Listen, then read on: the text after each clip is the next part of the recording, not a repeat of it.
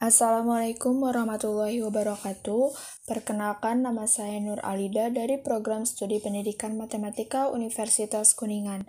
Di sini saya akan memaparkan materi tentang 8 standar nasional pendidikan guna memenuhi salah satu tugas mata kuliah Administrasi Pendidikan dengan dosen pengampu Bapak Azin Taufik MPD.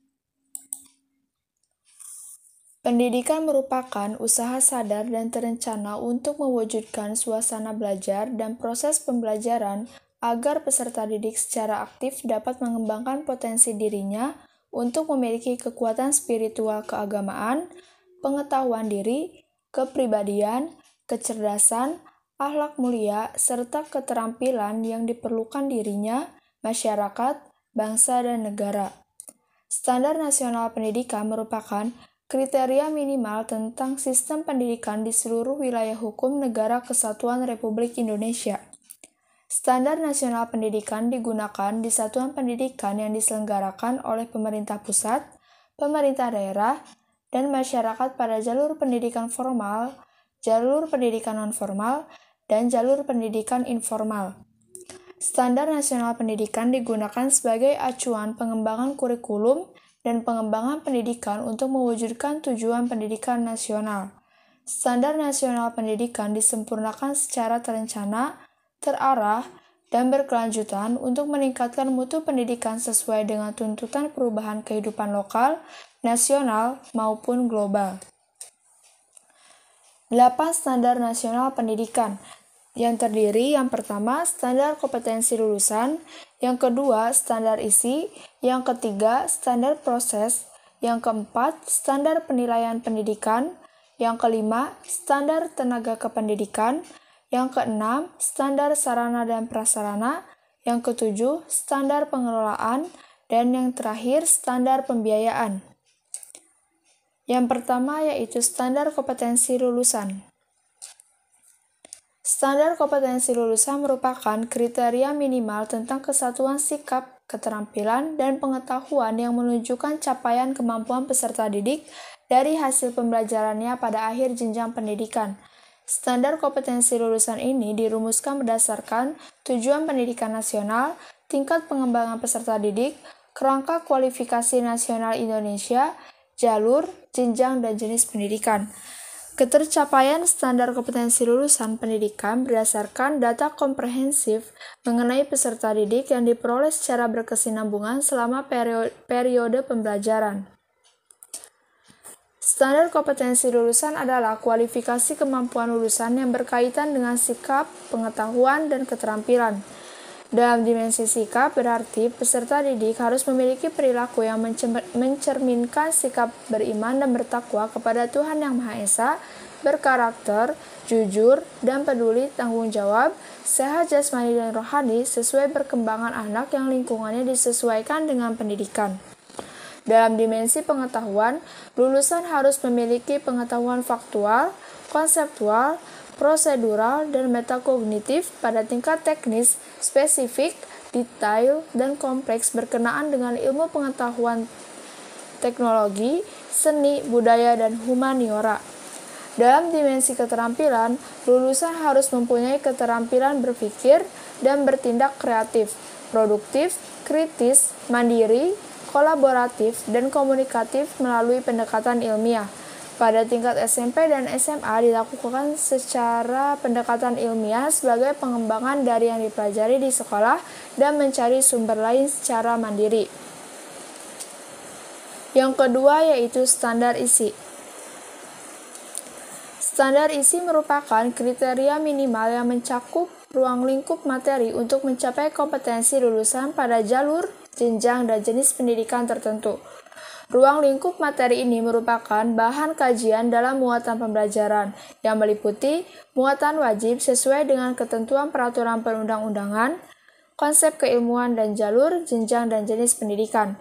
Standar isi dikembangkan untuk menentukan kriteria ruang lingkup dan tingkat kompetensi yang sesuai dengan kompetensi lulusan yang dirumuskan standar kompetensi lulusan, yakni sikap, pengetahuan, dan keterampilan. Standar isi disesuaikan dengan substansi tujuan pendidikan nasional yang dijabarkan dalam domain sikap, spiritual, sikap sosial, pengetahuan, dan keterampilan. Ruang lingkup materi dirumuskan berdasarkan kriteria muatan wajib yang ditetapkan sesuai ketentuan peraturan perundang-undangan, konsep keilmuan, karakteristik satuan pendidikan, dan program pendidikan. Standar isi dijabarkan sesuai mata pelajaran dengan mengacu pada standar kompetensi lulusan. Yang ketiga yaitu standar proses. Standar proses merupakan kriteria minimal proses pembelajaran berdasarkan jalur, jenjang, dan jenis pendidikan untuk mencapai standar kompetensi lulusan. Standar proses meliputi perencanaan, pelaksanaan, dan penilaian proses pembelajaran. Perencanaan pembelajaran sebagaimana dimaksud dalam merupakan aktivitas untuk merumuskan capaian pembelajaran yang menjadi tujuan belajar, cara untuk mencapai tujuan belajar, dan cara menilai ketercapaian tujuan belajar.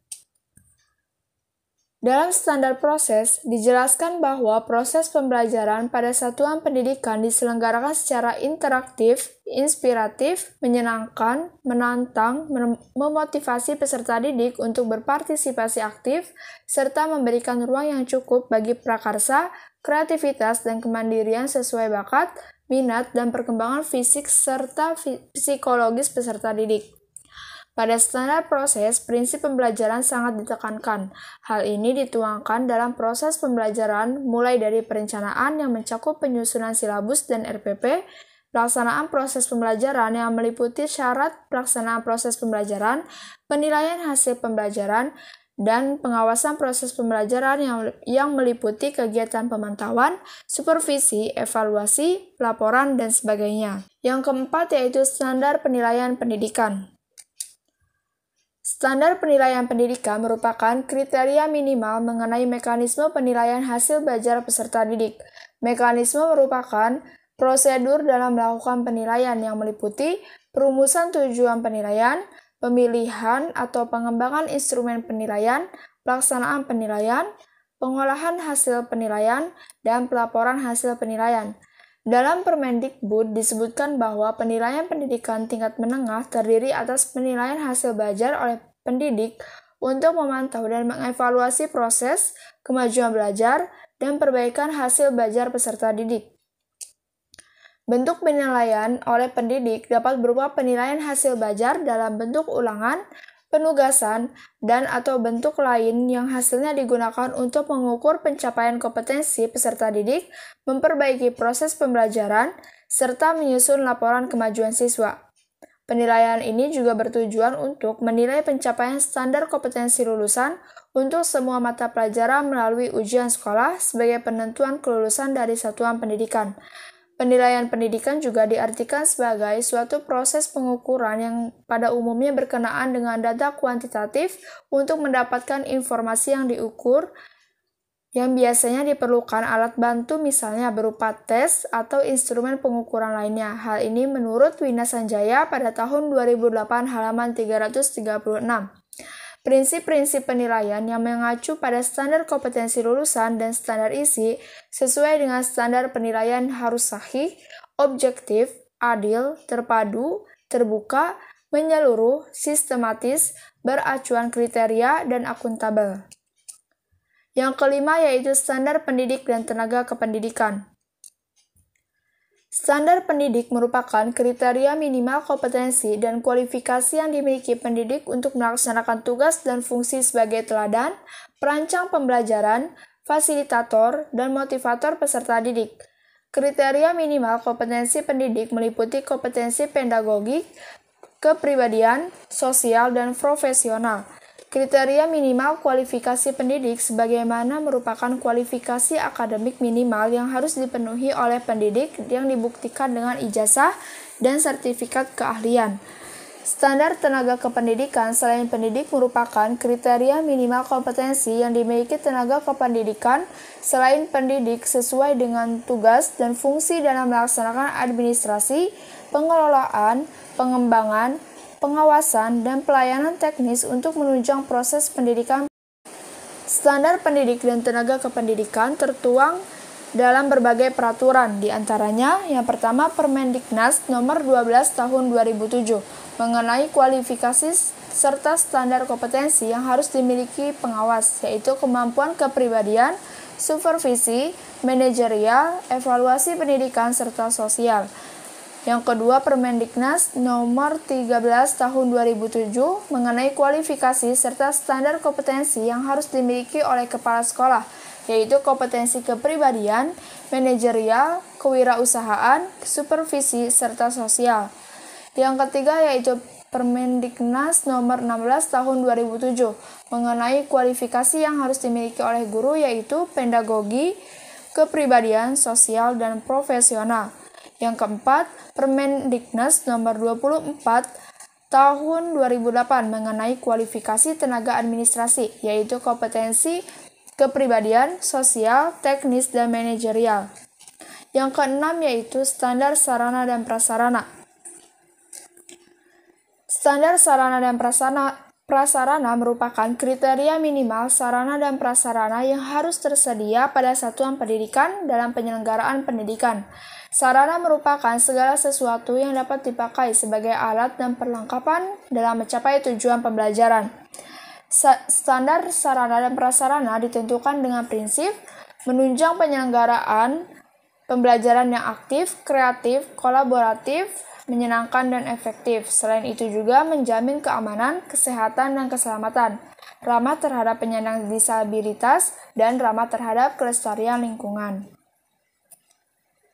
Setiap satuan pendidikan memiliki kriteria minimum yang berbeda sesuai dengan kebutuhan setiap jenjang, seperti pengaturan jumlah minimal yang dapat dilayani dari tingkat SD minimal 6 rombongan belajar sampai tingkat SMP dan SMA minimal 3 rombongan belajar. Lahan dan bangunan pun harus sesuai dengan standar, termasuk standar keselamatan, kesehatan, aksesibilitas, kenyamanan, keamanan, kekuatan bangunan yang harus bisa bertahan paling tidak 20 tahun sesuai dengan izin penggunaan serta persyaratan lainnya. Satuan pendidikan setidaknya memiliki ruang kelas, perpustakaan, laboratorium, ruang guru, ruang pimpinan, tempat beribadah, UKS, toilet, ruang BK, ruang tata usaha, lapangan atau tempat berolahraga, ruang organisasi siswa. Yang ketujuh yaitu standar pengelolaan. Standar pengelolaan merupakan kriteria minimal mengenai perencanaan, pelaksanaan, dan pengawasan kegiatan pendidikan yang dilaksanakan oleh satuan pendidikan agar penyelenggaraan pendidikan efisien dan efektif. Perencanaan, pelaksanaan, dan pengawasan kegiatan pendidik anak usia dini dan jenjang pendidikan dasar dan menengah menerapkan manajemen berbasis sekolah yang ditunjukkan dengan kemandirian, kemitraan, partisipasi, keterbukaan, dan akuntabilitas. Pengaturan mengenai standar pengelolaan tertuang dalam Permendiknas nomor 19 tahun 2007 tentang standar pengelolaan pendidikan yang meliputi perencanaan program, pelaksanaan rencana kerja, pengawasan dan evaluasi, kepemimpinan sekolah atau madrasah, sistem informasi manajemen, serta penilaian khusus yaitu keberadaan sekolah atau madrasah yang pengelolaannya tidak mengacu kepada standar nasional pendidikan dapat memperoleh pengakuan pemerintah atas dasar rekomendasi BSNP. Yang terakhir yaitu standar pembiayaan. Standar pembiayaan merupakan kriteria minimal mengenai komponen pembiayaan pendidikan pada satuan pendidikan. Standar pembiayaan ini mengenai kriteria mengenai komponen dan besarnya operasi satuan pendidikan yang berlaku selama 1 tahun. Pembiayaan ini terdiri atas biaya investasi, yang meliputi biaya penyediaan sarana dan prasarana, pengembangan sumber daya manusia, dan modal kerja tetap. Yang kedua yaitu biaya operasional, yang meliputi gaji pendidik dan tenaga kependidikan serta segala tunjangan yang melekat pada gaji, bahan, atau peralatan pendidikan habis pakai, dan biaya operasi pendidikan tak langsung berupa daya, air, jasa telekomunikasi, pemeliharaan sarana dan prasarana, dan sebagainya.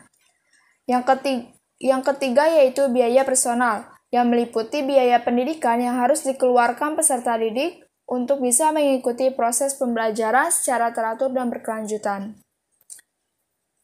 Pembiayaan pendidikan berkontribusi signifikan terhadap peningkatan mutu pendidikan. Hal ini menurut Fatah dalam Nurdin pada tahun 2015 halaman 194. Beberapa komponen pembiayaan yang secara langsung berpengaruh terhadap kualitas pendidikan, yaitu gaji dan kesejahteraan. Biaya pembinaan guru, pengadaan bahan pelajaran, pembinaan kesiswaan, dan biaya pengelolaan sekolah. Pembiayaan juga menjadi tanggung jawab bersama antara pemerintah daerah, dan masyarakat. Masyarakat meliputi satuan pendidikan yang didirikan masyarakat, peserta didik, orang tua atau wali peserta didik, serta pihak lain yang mempunyai perhatian dan peranan dalam bidang pendidikan. Hal ini menurut Ara dalam Makali pada tahun 2015 halaman 213. Sekian presentasi dari saya, kurang lebihnya mohon maaf. Wassalamualaikum warahmatullahi wabarakatuh.